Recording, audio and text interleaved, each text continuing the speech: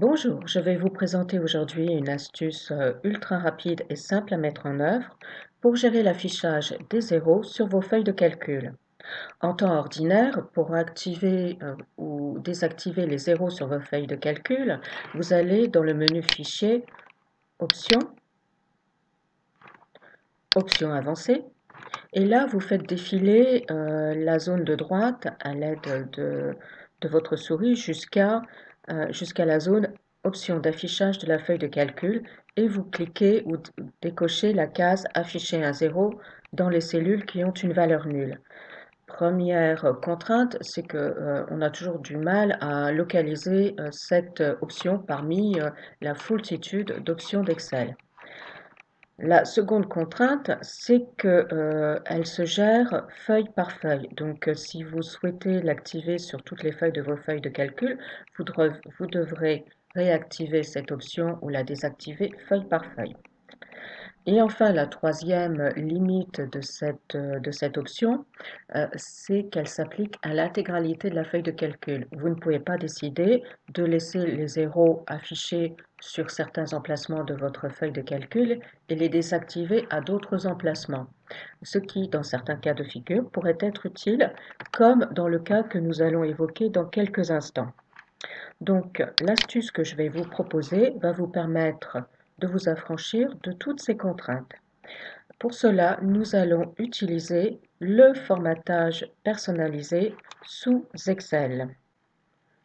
Pour activer cette fonctionnalité, je vais cliquer sur le lanceur de boîte de dialogue de la zone Nombre. Qu'appelle-t-on lanceur de boîte de dialogue? Ce n'est rien d'autre que cette petite case que vous trouvez parfois dans le ruban, comme c'est le cas ici dans Alignement, Police et Presse-Papier. Ça vous permet d'afficher, ça indique qu'en fait, vous avez des options complémentaires, qu'elles ne sont pas toutes affichées dans le ruban. Ici, par exemple, style, vous avez toutes les options de style qui sont présentes à l'écran, puisque je n'ai pas de lanceur de boîte de dialogue.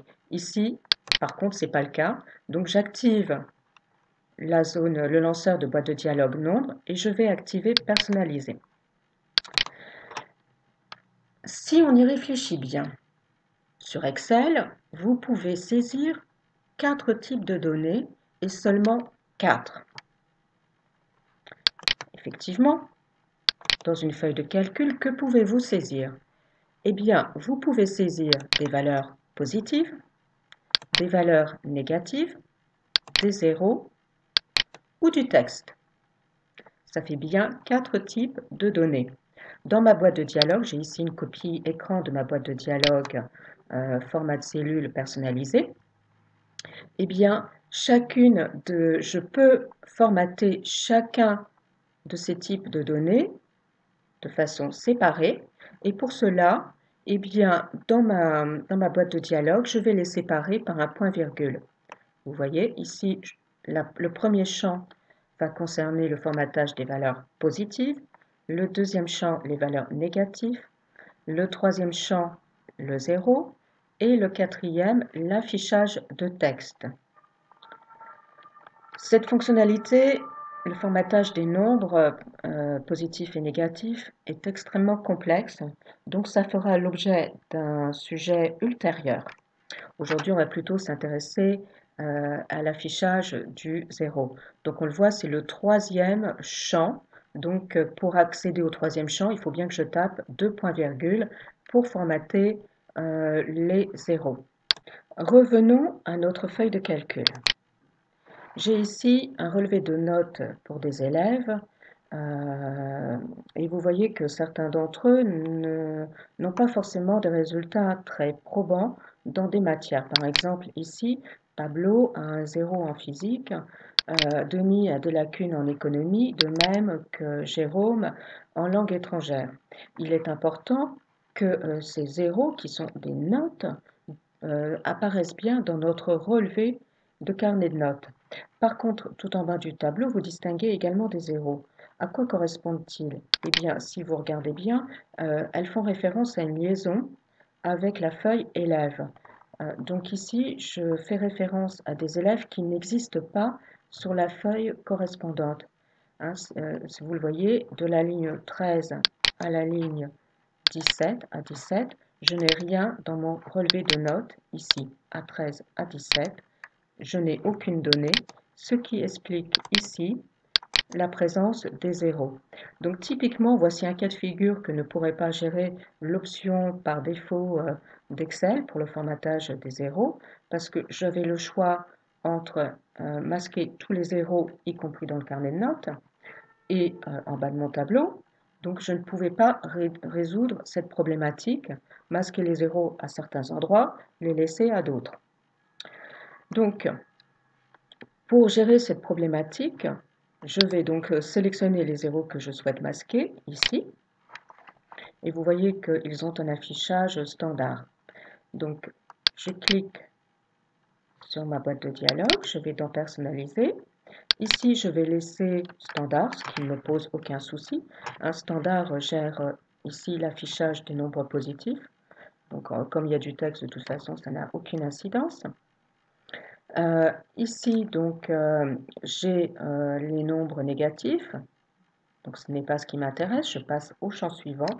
Et ici, je vais saisir un apostrophe, un double apostrophe, pour dire que je souhaite masquer mes zéros sur cette zone de ma feuille de calcul. Et je valide. Mes zéros sont bien masqués. Petit point de vigilance. Imaginons que vous deviez masquer les zéros dans un tableau qui contient des données numériques, comme c'est le cas ici, mais on va dire que ce ne sont plus des notes, hein, je vais formater ça, je vais appliquer un format monétaire, voilà, un format, un format monétaire. Donc les chiffres positifs ici avec deux zéros après la virgule et les chiffres négatifs en rouge avec aussi le symbole monétaire et deux chiffres après la virgule. Donc j'applique ça. On va dire ici que j'ai moins 14. Hop, vous allez voir que ce chiffre est bien en couleur. Lorsque j'ai appliqué un formatage, à une zone de tableau et que je veux masquer les zéros, bien évidemment, lorsque je vais activer l'option personnaliser, je vais conserver le formatage de mes nombres. C'est extrêmement important parce que sinon, tous les chiffres seraient effacés de votre tableau. Vous n'auriez plus aucun affichage, ni pour les nombres positifs, ni pour les nombres négatifs. Démonstration, si je procède comme tout à l'heure, et que je me contente de masquer les zéros, vous voyez qu'en fait, je masque tout.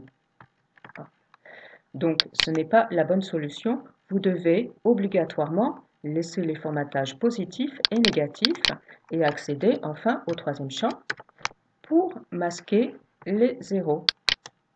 Et là, tout fonctionne parfaitement. J'espère que cette astuce vous rendra service et je vous dis à très bientôt pour une nouvelle vidéo.